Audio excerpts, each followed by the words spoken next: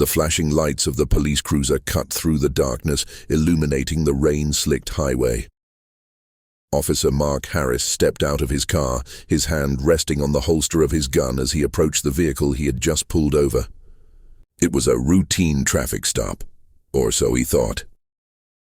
The driver, a middle-aged man with a nervous smile, rolled down his window and handed over his license and registration. Mark glanced at the documents, his eyes scanning the details, but something felt off. The man's hands were shaking and his breathing was shallow, and then Mark heard it, a faint whimper coming from the back seat. He leaned in, his flashlight cutting through the shadows, and froze. In the back seat was a puppy, its fur matted and dirty, its eyes wide with fear. But it wasn't just any puppy. It was a rare breed, one that Mark recognized immediately. And it was in danger. Mark had been a police officer for over a decade, and he had seen his fair share of strange and disturbing things, but nothing could have prepared him for this. The puppy in the back seat was a Caucasian shepherd, a breed known for its strength and loyalty. But this one was just a baby, no more than a few months old. Its paws were bound with duct tape, and its mouth was muzzled.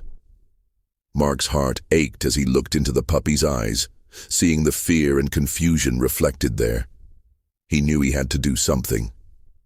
The driver, sensing Mark's hesitation, tried to explain. "It's not what it looks like, officer," he said, his voice trembling.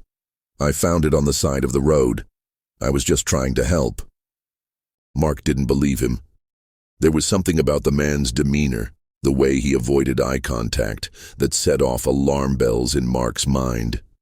He radioed for backup, his eyes never leaving the puppy. He couldn't let this man drive away, not with the puppy in that condition. But as he waited for his colleagues to arrive, he couldn't shake the feeling that there was more to this story than met the eye. As Mark continued to question the driver, he noticed something else. A faint smell coming from the trunk of the car.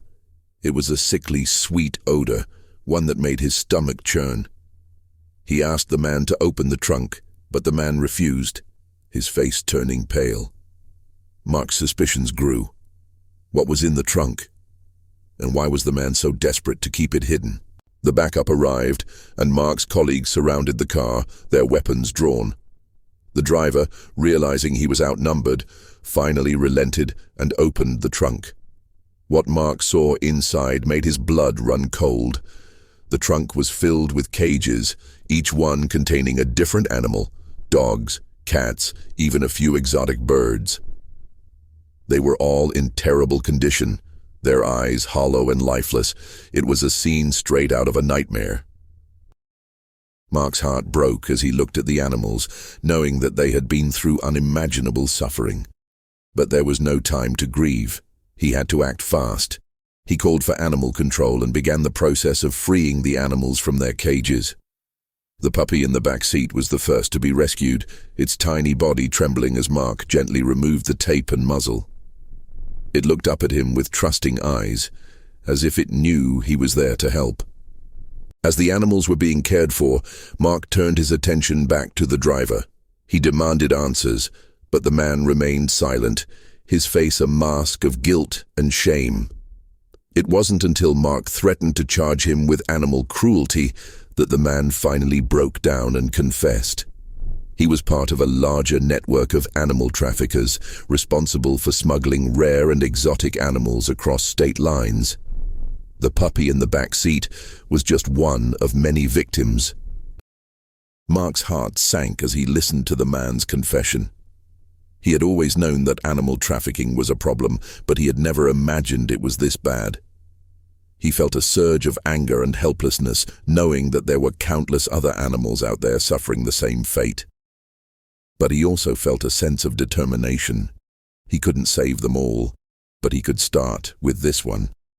The puppy, now free from its restraints, nuzzled against Mark's leg, its tail wagging weakly. Mark knelt down and scooped it up, holding it close to his chest. He could feel its tiny heart beating against his own, a reminder of the life he had just saved. In that moment, he made a promise. to himself and to the puppy, that he would do everything in his power to put an end to this cruelty. The story of Officer Mark Harris and the puppy he rescued spread quickly, inspiring people around the world to take action against animal trafficking. But the fight is far from over. Every year, thousands of animals are stolen from their homes and sold into a life of suffering. They need our help. If this story touched your heart, consider supporting organizations that work to combat animal trafficking and protect vulnerable animals. Whether it's through donations, volunteering, or simply spreading awareness, every action counts. Together, we can make a difference and ensure that no animal has to endure the pain and fear that this puppy experienced.